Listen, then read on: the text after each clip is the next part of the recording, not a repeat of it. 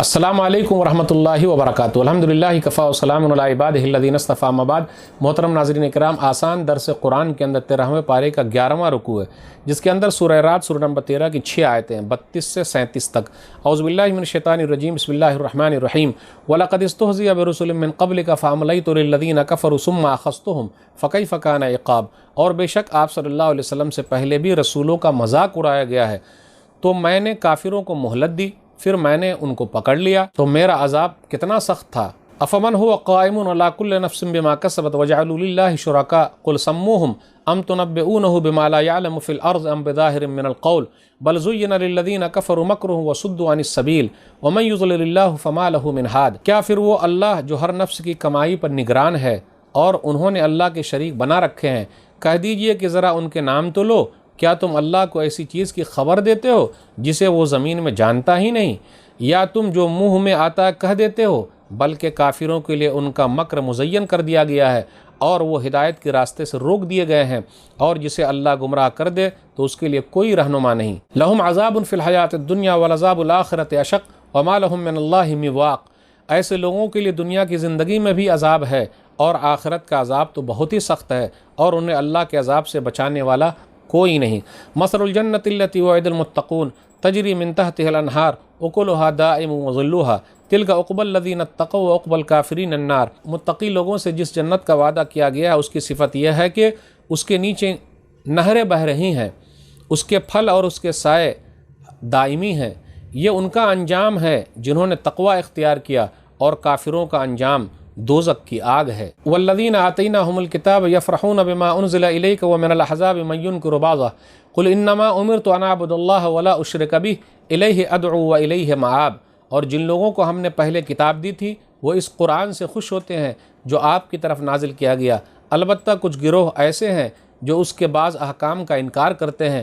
کہہ دیجئے مجھے تو بس یہی حکم دیا گیا ہے میں اللہ کی عبادت کروں اور اس کے ساتھ کسی کو شریک نہ ٹھہراؤں، اسی کی طرف میں بلاتا ہوں اور اسی کی طرف میرا لوٹنا ہے۔ وَكَذَلِكَ أَنزَلْنَاهُ حُكْمًا عَرَبِيًّا وَلَئِنِ اتَّبَعْتَ أَهْوَاءَهُمْ بَعْدَ مَا جَاءَكَ مِنَ الْعِلْمِ مَا لَكَ مِنَ اللَّهِ مِن وَلِيٍّ وَلَا وَاقٍ۔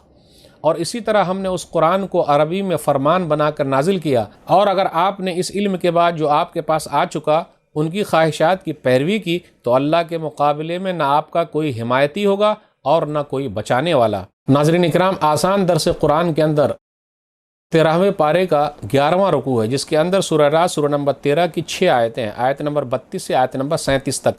نبی صلی اللہ علیہ وسلم کو تسلی دی جا رہی ہے آیت نمبر 32 میں کہ آپ سے پہلے بھی رسولوں کا مذاق اڑایا گیا تو آپ صبر کیجئے۔ اس کے بعد اللہ تعالیٰ نے یہ کہا فَأَمْلَيْتُ لِلَّذِينَ كَفَرُوا ثُمَّ أَخَذْتُهُمْ فَكَيْفَ كَانَ عِقَابِ۔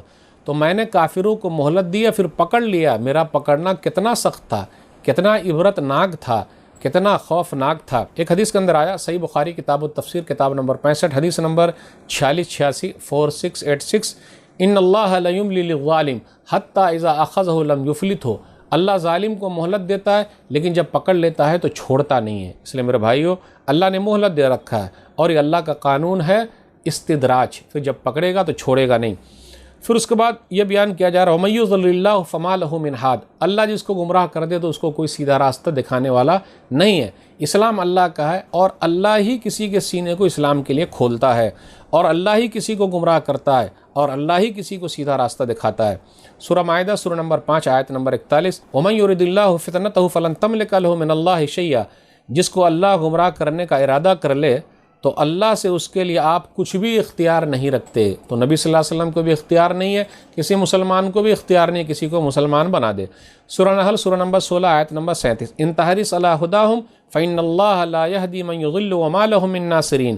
اگر آپ ان کی ہدایت کی خواہش رکھتے ہیں تو یاد رکھیے اللہ اسے ہدایت نہیں دیتا جسے وہ گمراہ کرتا ہے، اور ان کا کوئی مددگار نہیں ہوگا۔ آگے آیت نمبر 34 میں وَالْعَذَابُ الْآخِرَةِ أَشَقُّ، اور آخرت کا عذاب بہت سخت ہے۔ آیت نمبر 35 کے اندر اکلها دائم وظلها، کہ جنت کے پھل اور سائے ہمیشگی کے ہیں۔ ایسا نہیں ہے کچھ دن کے لیے ملا اور اس کے بعد چھوڑ دیا جائے گا، چھین لیا جائے گا، ایسا نہیں ہے۔ لا مقطوعۃ ولا ممنوعہ، سورہ واقعہ سورہ نمبر 56 آیت نمبر 33، جو نہ کبھی ختم ہوں گے نہ روک لیے جائیں گے۔ یعنی یہ پھل موسمی نہیں ہے کہ موسم گزر گیا تو اب یہ پھل آئندہ فصل تک نہیں ملے گا، جی نہیں، ہر وقت پھل موجود رہے گا، دستیاب رہے گا۔ آیت نمبر 37 کے اندر کہا گیا ما لک من اللہ من ولی ولا واق، تو اللہ کے عذاب سے آپ کو کوئی حمایتی نہیں ملے گا اور نہ کوئی بچانے والا۔ اللہ ہی ولی ہے اور اللہ ہی بچانے والا ہے۔ تو ناظرین کرام، آج کے درس میں بس اتنا ہی۔ اللہ سے دعا ہے کہ اللہ تعالی ہم لوگ قرآن کریم کو پڑھنے، سمجھنے، عمل کرنے اور لوگوں تک پہنچانے کی توفیق دے۔ آمین۔ والسلام علیکم ورحمۃ اللہ وبرکاتہ۔